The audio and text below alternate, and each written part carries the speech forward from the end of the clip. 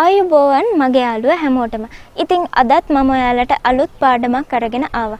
අපිත් එක්ක අද අලුතින් යාළුවෙක් එකතු වෙනවා නම් මේ පාඩම බලන්න කලින් ඔයාලා මුලින්ම කරන්න ඕනේ අපේ පළවෙනි පාඩම බලන්න. පළවෙනි පාඩමේ ඉඳලා පිළිවෙලට බලාගෙන එන්න. ඉතින් මේ වෙනකන් කරපු හැම පාඩමකම ලින්ක්ස් ටික පල්ලෙහා ඩිස්ක්‍රිප්ෂන් එකේ මම ඔයාලට දාලා තියෙනවා. ඉතින් ඒක නිසා ඔයාලට පුළුවන් අපේ මේ වැඩසටහනත් එක්ක පිළිවෙලට එකතු වෙන්න. ඉතින් මේ දවස්වල මම ඔයාලට දෙන්නේ මගේ මේ වැඩසටහන අන්තිම ටික. ඉතින් ඒක නිසා මේ දවස්වල මම ඔයාලට එක එක අලුත් වචන කියලා දෙනවා.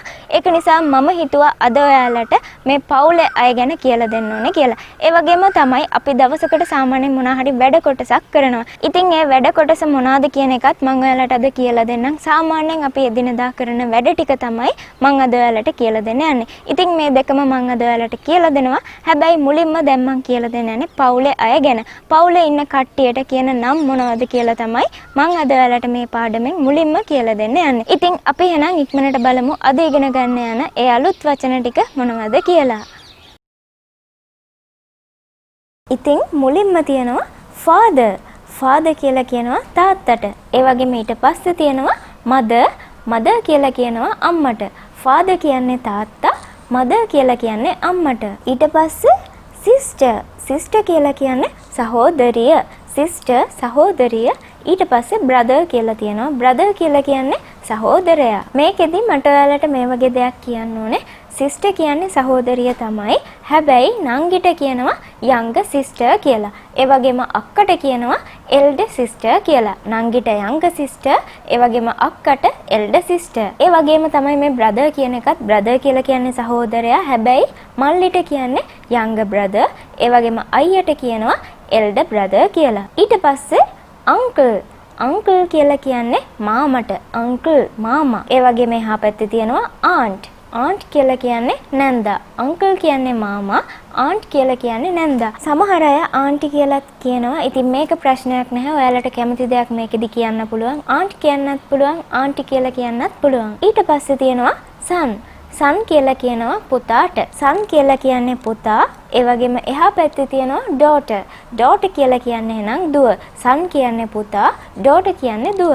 ඊළඟට ඉන්නවා grandmother. grandmother කියලා කියන්නේ ආච්චිට. grandmother ආච්චි. ඒ වගේම එහා පැත්තේ තියෙනවා grandfather. grandfather කියලා කියන්නේ එහෙනම් සීයාට. මුලින්ම අපි කිව්වා අම්මටයි තාත්තටයි mother father කියලා. ඒ වගේම තමයි එයාලගේ දෙමව්පියන්ට කියන්නේ grandmother grandfather කියලා. grandmother ආච්චි, grandfather කියන්නේ සීයා. ඊළඟට තියෙනවා grandson. grandson කියලා කියන්නේ මුණුබුරා. grandson මුණුබුරා. ඒත් එක්කම තියෙනවා එහෙනම් granddaughter. granddaughter කියලා කියන්නේ මිනිබිරිය. සිංහලෙන් මුණුබුරා මිනිබිරිය කියලා කියන්නේ grandparents ලා ඉන්නවනේ. ඒ කියන්නේ ආච්චි සීයා ඉන්නවනේ. එයාලගේ ළමයින්ගේ ළමයින්ට තමයි මුණුබුරා මිනිබිරිය කියලා කියන්නේ. සරලවම ඔයාලගේ ආච්චිලා සීයලා ඔයාලට කතා කරන්න ඕනේ. එයාලට ඔයාව වෙන්නේ මුණුබුරා එහෙම නැත්නම් මිනිබිරිය. ඊළඟට brother in law. ඒ කියන්නේ මස්සිනා. මස්සිනාට තමයි brother in law කියලා කියන්නේ. ඒත් එක්කම තියෙනවා sister in law. ඒ කියන්නේ නෑනා. නෑනට තමයි sister in law කියලා කියන්නේ. brother in law කියලා කියන්නේ මස්සිනා. sister in law කිව්වොත් එයා නෑනා. brother in law, sister in law. ඒ දෙක තමයි මේ ටිකක් වේගෙන් brother in law, sister in law කියලා කියන්නේ. ඊට පස්සේ තියෙනවා mother in law. ඒ කියන්නේ නැන්දා. ගොඩක් වෙලාවට නැන්දම්ම කියලාත් කියනවා. ඒත් එක්කම තියෙනවා father in law.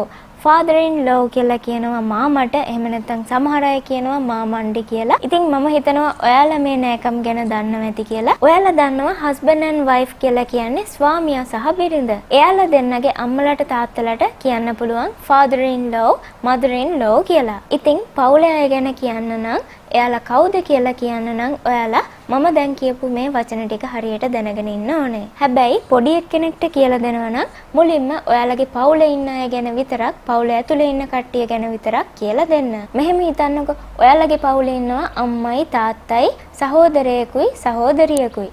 ඉතින් එහෙනම් එයාලට මුලින්ම කියලා දෙන්න father, mother, ඒ වගේම sister brother කියලා. එයාලා සමහර විට අක්කලා නංගිලා වෙන්න පුළුවන්. එහෙම නැත්නම් අයියලා මල්ලිලා වෙන්න පුළුවන්. අන්න එතකොට එයාලා වැඩිමල් නම් වැඩිමල් අක්කා කෙනෙක් අයියා කෙනෙක් ඉන්නවා නම් elder sister elder brother කියන්න පුළුවන්. එහෙම නැත්නම් නංගි කෙනෙක් මල්ලි කෙනෙක් ඉන්නවා නම් බාලෙක් කෙනෙක් younger brother younger sister කියන එක එයාලට හරියට කියලා දෙන්න. ඒ වගේම තමයි සාමාන්‍යයෙන් පවුලක අයට අමතරව ගොඩක් අය සත්තු ඇති කරනවා. ඉතින් එහෙම කෙනෙක් ඉන්නවා නම් ඔයාලට පුළුවන් pet කියලා කියන්න.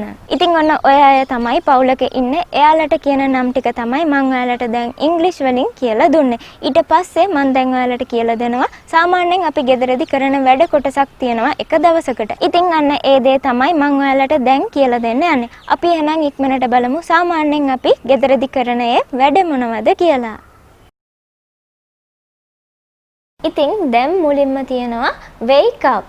wake up කියලා කියන්නේ අවදි වෙනවා, නැගිටිනවා. සාමාන්‍යයෙන් උදෙන්ම අපි කරන්නේ මෙන්න මේක.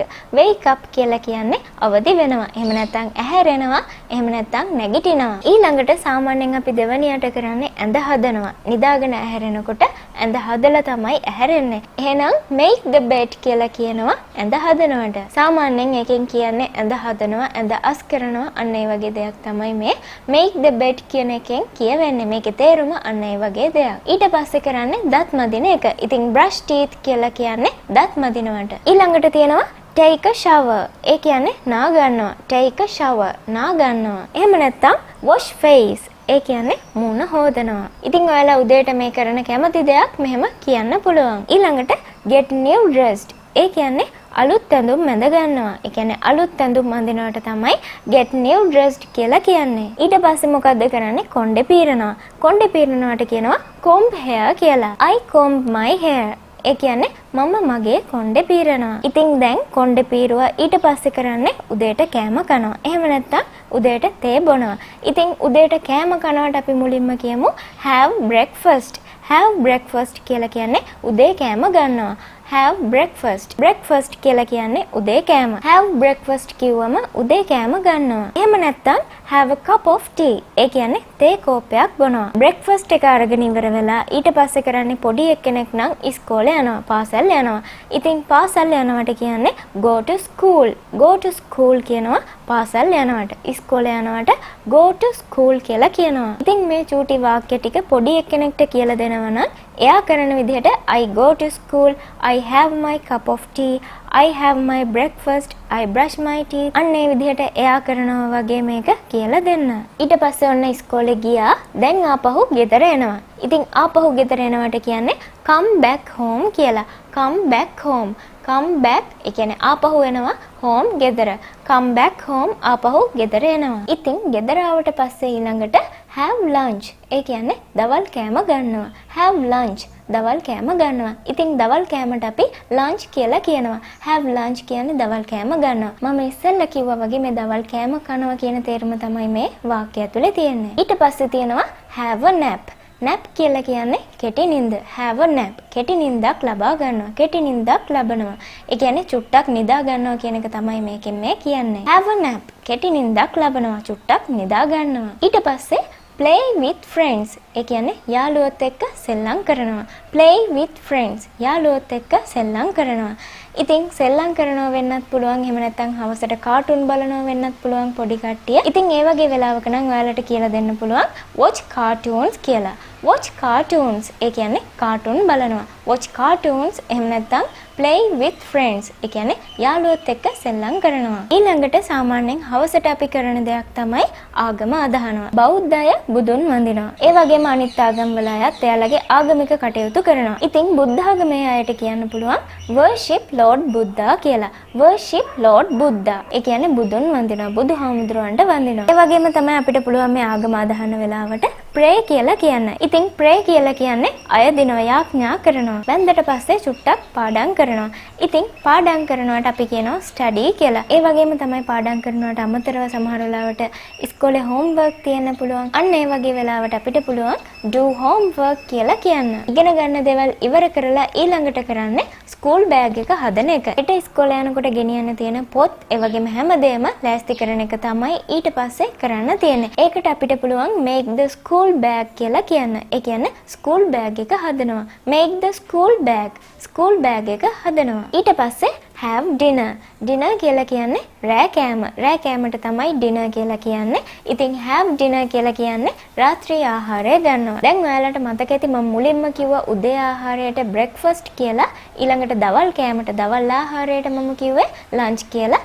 ඒ වගේම තමයි රාත්‍රී ආහාරයට රෑ කෑමට කිව්වා dinner කියලා. ඉතින් ඔය තුන අනිවාර්යයෙන්ම මතක තියාගන්න පොඩි කට්ටියටත් ඔය තුන විශේෂයෙන්ම කියලා දෙන්න. ඉතින් රෑ කෑම ගත්තට පස්සේ කරන්න තියෙන්නේ brush teeth. ඒ කියන්නේ දත් මදිනවා. brush teeth දත් මදිනවා. ඉතින් brush කරලා ඉවර වෙලා අපි ඊට පස්සේ කරන්නේ go to the bed. ඒ කියන්නේ ඇඳට යනවා නිදා ගන්න යනවා. go to the bed. ඉතින් අපිට ලේසියෙන්ම මේ රැයට නිදා ගන්න එකට go to the bed කියලා කියන්න පුළුවන්. ඉතින් මේ go to the bed කියලා කියන්නේ නම් ඇඳට යනවා. ඒ කියන්නේ නිදා ගන්න යනවා කියන එක තමයි මේකේ සරල තේරුම. ඉතින් ඔන්න ඔය වගේ දේවල් තමයි සාමාන්‍යයෙන් පොඩි එක්කෙනෙක් දවස ඇතුළත කරන දේවල්. ඔයාලා මේක පොඩි අයට කියලා දෙනකොට එයාලා කියන විදිහටම කියන්න. I get up. I brush my teeth. I make the bed. අන්න ඒ විදිහට ඔයාලට පුළුවන් I කියන එකත් එක්කම මේක කියලා දෙන්න. ඒ වගේම තමයි එයාලා මේ දේවල් කරනවා කියන එක විතරක් නෙමෙයි මේකෙන් කියන්න පුළුවන්. ඔයාලටත් පුළුවන් මේ දේවල් කරන්න කියලා මෙන්න මේ වාක්‍ය වලින්ම එයාලට කියන්න. එයාලා උදේට ඇඳෙන් නැගිටලා එනකොට ඔයාලට පුළුවන් මෙන්න මෙහෙම කියන්න. make the bed. ඒ කියන්නේ ඇඳ හදන්න. brush your teeth. ඒ කියන්නේ ඔයාගේ දත් මදින්න. have your breakfast. ඒ කියන්නේ ඔයාගේ උදේ කෑම ගන්න. ඉතින් ඔයාලට පුළුවන් මෙන්න මේ දේවල් ටික එයාලට කරන්න කියන එකත් මේ වාක්‍යෙන්ම කියන්න. ඉතින් ඔන්න ඔය දේවල් ටික තමයි මේ සතියේදී ඔයාලට ඉගෙන ගන්න තියෙන්නේ. ඔයාලා මේ ටික හරියට ඉගෙනගෙන පොඩි කට්ටියටත් හරියටම කියලා දෙන්න. අපි එහෙනම් තවත් අලුත් පාඩමකින් ලබන සතිය හම්බ වෙමු. ඒ හම්බ වෙනකන් ඔයාලා හැමෝම ගොඩක් පරිස්සමින් ඉන්න ඕනේ.